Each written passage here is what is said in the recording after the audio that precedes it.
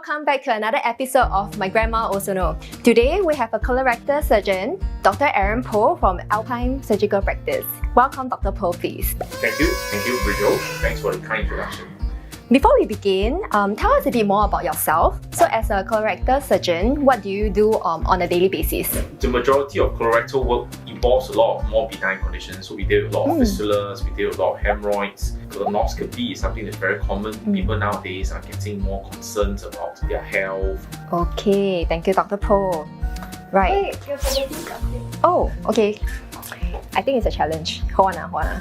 Oh, there's a challenge. I thought the challenges come from my colorectal, the more complex. Every episode we have new challenge. So let me read out for you. The team say that we have an extra challenge for you. Keep your answers within 30 seconds or you will have to do a forfeit. The answers must be 30 seconds short, or I must come up with the answer within 30 seconds. 30 seconds short. Right. Alright. Okay. Enough. A few moments later. No, I'm fine. Don't laugh, your eyes are tearing up. So mentioning of colon, right? What is the role of the colon in one's health? The main function of the colon serves to concentrate and so-called make the feces bulky. So it absorbs water and it absorbs what we call salts and electrolytes. And that is actually the so-called most basic function of the colon. But bear in mind that colon also has healthy gut bacteria in it that in turn help to regulate our bowel movements. Oh, okay. Is it 30 seconds? Congratulations, you passed! So that's what 30 seconds feels like. Right. Okay. Last serious question before we move on to what grandma wants to know. Yes. So, who is especially at risk for colon disease? So everybody is at risk unless there is a very strong definite influence. Otherwise, everybody is at equal risk because everybody essentially is unknown. For those with a strong family history of cancers, particularly if their parents or their siblings, then certainly they are at much higher risk of having colorectal cancer. Dietary factors like processed meat, alcohol, smoking, obesity, diabetes are all risk factors too. Okay. Wait, before we start, this is the Yes. Here's the fun part. We have compiled whatever grandma wants to find out. But for personal interest, I want to find out how long is a colon? The colon's about 1.5 meters long. 1.5. Oh, that's like my height. Like slightly shorter than me. Yes, thereabouts. You will stretch it from end to end, yes. Okay, then small intestine? About 3.5 to 5 meters. 3.5 to 5 meters. That's essentially 4 of me. 4, 2, 3, 4. Right. Sorry. No. I think I'm 1.6. If there's 4 of you are about 1.25 meters long. Tall. Okay. Yes, that makes you about like that. Congratulations. I made you take your first forfeit. Oh! Come please, forfeit. Hey, I thought there were multiple questions. That's like part A and part B. Under one question.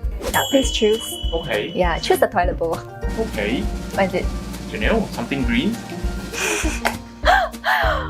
Oh, okay. So it's grated wasabi. So what must I do? Is this very good for colon health? That question I should ask you. Is that very good for colon health? I don't know. But sure as hell makes your nasal passages clean up. Quite spicy. But you're taking it very well. You need water? No, I'm fine. Don't laugh, your eyes are tearing up. Come, pass water. So we move on to the next question. So fasting is like human nature. I want to ask you this question very serious. Why are fasts smelly? The truth is, and I get that asked a lot of times, so usually I tell the patients, it really depends on what you eat, what kind of bacteria you have in your system, how long does your bowels take to clear out your feces, and all these combine together to give everybody's farts its own distinctive order. So I'm sure you know in a car, in a lift, with your friends, and you smell it, you know whose is this. Look at guilty faces. That's essentially what it is. So talking about fart, right? We move on to poop. Can our poop tell us about our colon's health? I suppose that there are a lot of people who are often concerned about the colour of their poop. Some say brown, some say black, some say greeny, some say it's a bit yellowish today compared to yesterday. I think overall the actual colour per se, as long as within the realm of normality, is alright. The concerns will come if there's blood, and also the concern comes if you have absolutely black stools akin to hair colour or charcoal for that matter. Okay. So as you can see, I'm not explaining further because I don't want to exceed 30 Dr. Po, so we saw your analogy using chocolates on your Instagram, Yes. and we have specially prepared for you. Hold on. Okay. Welcome back, Toilet Bros! This is the first analogy, chocolate analogy. Okay, Toilet Bowl, please hold. Yes. Oh, I know this. So, this analogy was the small hard pellety stools. For some of us, that you notice that you cut the hard pellety stools in little bits. That sometimes means that you're not drinking enough water. Try some probiotics, because certainly what you want is a longer tubular structure rather than little bits dropping down. Do you want to eat it? Okay. It's not bad. So we welcome the next toilet bowl. Right. So for the audience, that's what this one looks like. Well, highly realistic. So this looks like it must be soft with, I don't know, a little bit of a ragged edges, I suppose.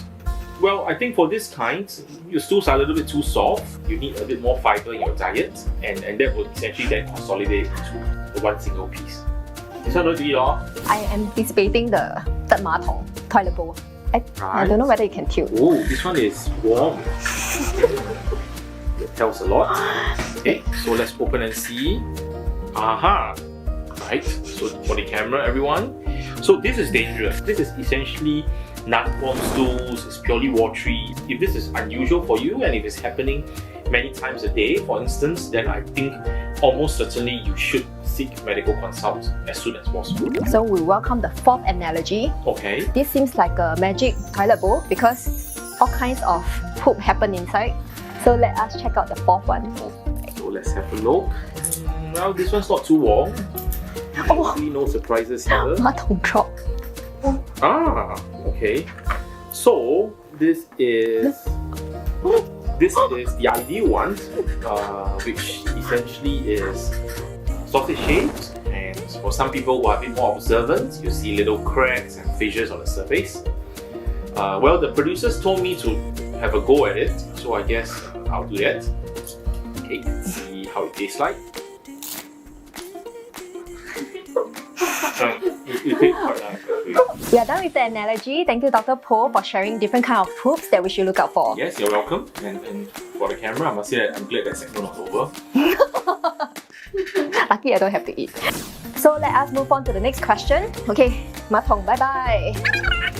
So can I just understand, why does constipation become a real problem as we grow older? Constipation is not an issue only for elderly people. It certainly is also a problem for young people. As we grow older, the body's physiology changes. Physiology essentially can pertain to the speed that your motion gets moved along the intestines. It means that the type of bacteria inside your colon changes. It also means that the diet you eat changes, the amount of fluids you take changes. And all this will conspire to change one's bowel habits as one gets older. That's a very long question. I only asked one question, but thank you for elaborating. That is insightful. Let us get our forfeit. Welcome back, toilet bowls. Okay, please pick your penalty. I'll pick the furthest one. Okay, here you Yeah, go. that Okay, penalty. So another penalty again. Wow, lucky man. That's that again. Wow, you're eating good stuff Yeah. from the toilet bowl. Right, lucky. You won't be. In this case, for grandma and also for general public, right? Yes. What should we be eating more to help with colon health? I think as a general rule, a balanced diet. Certainly more water. And if you're able to keep water in, then more fiber. Because then they will get soft, fluffy stools. And some people try some probiotics and that certainly helps. Okay, grandma always believed in the old wife tale. Yes. So let's debunk it, okay? So is it true that when you're in shock, your poop will be green? So repeat again. Is it true that when you're in shock, your poop will be green? For sure. Like 放車晒，放青菜加驚條. Oh, I don't know what to say, but the answer is no. No, it's not at all. Certainly not. In no way related. The color of stools essentially boils down to what you eat and what bacteria you have. So, grandma. Right. I need to tell grandma. Sorry, grandma, you're wrong. This one is a bit serious. What could blood in her tools mean? So, blood in stools can be anything from piles to maybe a fissure test, and that again comes out of constipation. For someone of grandma's age, if she's passing blood in stools, then she should certainly be concerned about a colorectal growth and therefore go for maybe a screening colonoscopy if she wants to. Moving on to the next question. Sometimes once in a while, I think I get a bit tummy ache, especially I'm interviewing you now. Yes. So when should I be worried about a stomach ache? Well, I think if the tummy aches comes and goes, lasts for a few minutes or maybe at most half an hour, 1 hour and goes away by itself, then that's not too worrying. It's only worrying that if it's a constant pain, it worsens, it's present the whole day. Yes, those are worrying. I think I have that the entire day before interviewing you. Well, that's nervousness. I think that's not related. So you know, right? Most people will have 3 meals a day. So does it mean poop 3 times a day is normal? Or rather, how many times should one poop in a day? Well, there's no right and wrong. And again, it's something that patients ask all the time. So my answer is whatever that has been with you since you were young is your acceptable bowel habit. I have had patients, especially female patients, who pass motion once a week. And the key is that if you don't have symptoms in between, then that actually is fine. Poop every day? Yes. But if you do it every day, that certainly is better. I think grandma is a bit thin and myself also a bit thin. I just want to know whether, is there any link with gut bacteria with weight loss? There's no definite link with bacteria and weight loss. Though certainly keeping a healthy environment of bacteria, the correct kind inside your colons and your small intestine, certainly helps to keep yourself healthy for that matter. Good news. I think grandma is a bit worried. Yes. So just in case, if she were to go for a screening and then find anything bad happen to be, colon cancer, what should we do about it? What can you offer? I suppose the first thing to do is to keep calm and wait for your specialist appointment. And then let the specialist talk to you. A lot of times now, we do keyhole surgery. And it often is the case that if it was fortunately discovered earlier, then the outcome is very good. And I'm very proud to say that colorectal cancer is one of the cancers that tend to have much better survival than others. Oh, okay. Yes, sorry to upper GI surgeons and HPB surgeons for that matter. Colon cancer is the top 3 leading cancer responsible for approximately 1 in 6 of all cancer diagnosed in men, 1 in 7 in women. It's actually the most preventable cancer. Hence, do your screening timely and remember to always pick at your poop to check on your intestinal health. If you like this video, please follow us and like and comment below.